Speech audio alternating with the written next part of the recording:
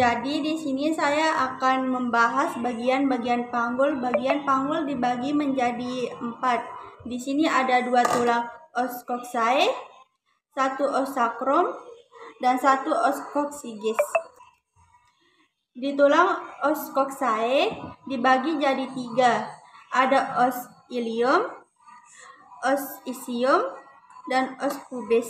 Di ilium ini dibagi lagi yang tebal ini namanya crista iliaca, lalu yang menonjol ini namanya spina iliaca anterior superior, dan di bawahnya lagi ini namanya spina iliaca anterior inferior. Lalu di belakang spina iliaca anterior inferior ada tulang belakang namanya spina iliaca posterior superior. Lalu yang di bawahnya namanya spina iliaca posterior inferior. Lalu di bagian ischium dibagi lagi jadi beberapa bagian.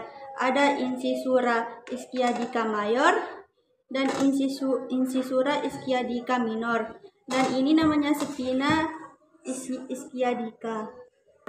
Lalu yang bulat ini namanya acetabulum. Kemudian yang menonjol di belakang ini namanya spina ischiadica. Lalu yang bulat ini namanya acetabulum. Lalu yang bulat ini namanya paramen optaroturum. Lalu yang berbentuk segitiga ini namanya arcus pubis. Terus yang ini namanya sumpisis pubis.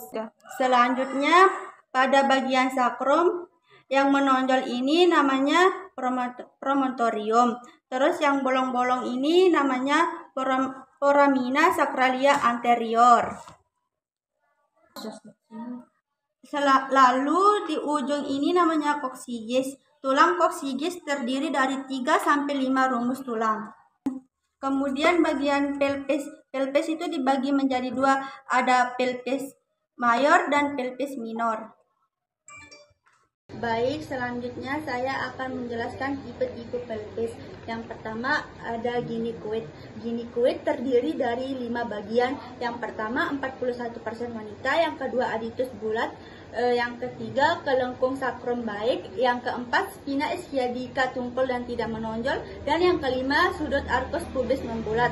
Dan yang kedua ada android. Android terdiri dari 4 bagian. Yang pertama 33% pria, yang kedua seperti jantung, yang ketiga curvatura sakrum hampir lurus, dan yang keempat angulus subpubicus sempit. Yang ketiga ada atropoid. Terdiri dari 3 bagian. Yang pertama laki-laki, yang kedua wanita dengan perawakan tinggi dengan tungkai yang panjang, dan yang ketiga pap oval sempit dan memanjang veterodorsal. Nah, yang terakhir ada platypheloid. Platypheloid terdiri dari 3 bagian. Yang pertama pria atau wanita jarang. Terus yang kedua gangguan perkembangan rakitis herediter, dan yang terakhir pap elips atau sumbu panjang transversal. Baik, selanjutnya saya akan menjelaskan bagian otot atau muskulus. Di sini ada otot yang melingkari bagian vagina atau anus, terdiri dari 3 bagian. Ada musculus iliopsoas, yang kedua ada musculus pernie transversus, yang keempat ada musculus oxygius. Baik, selanjutnya saya akan menjelaskan tipe-tipe panggul. Tipe-tipe panggul terdiri dari 2 bagian. Ada bagian keras dan bagian lunak. Nah, di bagian lunak dibentuk oleh 2 tulang pangkal paha atau os coxae, dan 1 tulang kelangka atau os sacrum, dan 1 tulang punggung atau os coccygeus. Fungsinya pelvis mayor atau panggul besar untuk menyangga isi perut, dan pelvis minor fungsinya untuk membantu jalan lahir. Baik, di sini saya akan menunjukkan bagian-bagian genitalia eksternal. Yang pertama mons pubis, yang kedua labia mayor, yang ketiga klitoris. Nah, yang keempat ini namanya labia minor.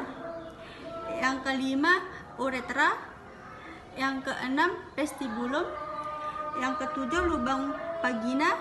Yang kedelapan, perineum. Yang kesembilan, anus.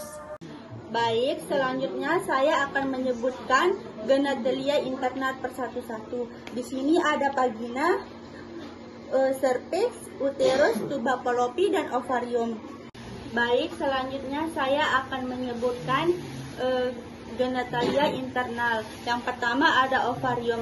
Ovarium memiliki beberapa fungsi utama termasuk produksi sel telur atau ovum, sintesis hormon-hormon seks wanita seperti estrogen dan progesteron, serta berperan dalam siklus menstruasi dan perkembangan karakteristik seks sekunder pada wanita. Selanjutnya, tuba fallopi. Tuba fallopi atau saluran tuba memiliki peran utama dalam membawa sel telur atau ovarium ke rahim. Pestilasi atau penyatuan sel telur dengan sperma biasanya terjadi di dalam tuba fallopi. Setelah fertilisasi, zigot atau sel hasil penyatuan bergerak ke rahim untuk berkembang menjadi embrio dan kemudian janin. Jadi fungsi tuba fallopi sangat penting dalam proses reproduksi wanita. Selanjutnya, uterus.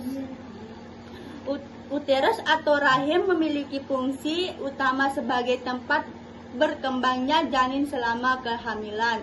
Selain itu, uterus juga berperan dalam menghasilkan lapisan endometrium yang mendukung implantasi embrio serta mengontraksi untuk mendorong bayi keluar selama persalinan.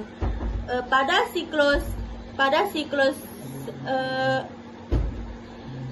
siklus menstruasi, uterus menolak lapisan endometrium yang tidak dibutuhkan jika tidak terjadi pembuahan yang menyebabkan menstruasi. Kemudian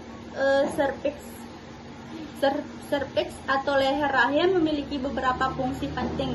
Ini berperan sebagai penjaga pintu masuk ke rahim, membantu menjaga kekokohan rahim, dan berpartisipasi dalam pengaturan keluarnya sperma menuju rahim, serta keluarnya darah menstruasi dan dari rahim. Selain itu, cervix juga berfungsi sebagai saluran tempat lewatnya sel sperma menuju rahim. Dan pada saat persalinan, cervix membuka secara progresif untuk memfasilitasi kelahiran bayi. Selanjutnya, vagina. Vagina memiliki beberapa fungsi, antara lain sebagai saluran tempat penetrasi penis selama hubungan seksual, sebagai saluran keluarnya menstruasi, tempat masuknya sperma selama pembuahan, dan sebagai saluran kelahiran saat proses persalinan. Selain itu juga, vagina juga memainkan peran dalam menjaga keseimbangan mikroorganisme alami pada area genitalia wanita.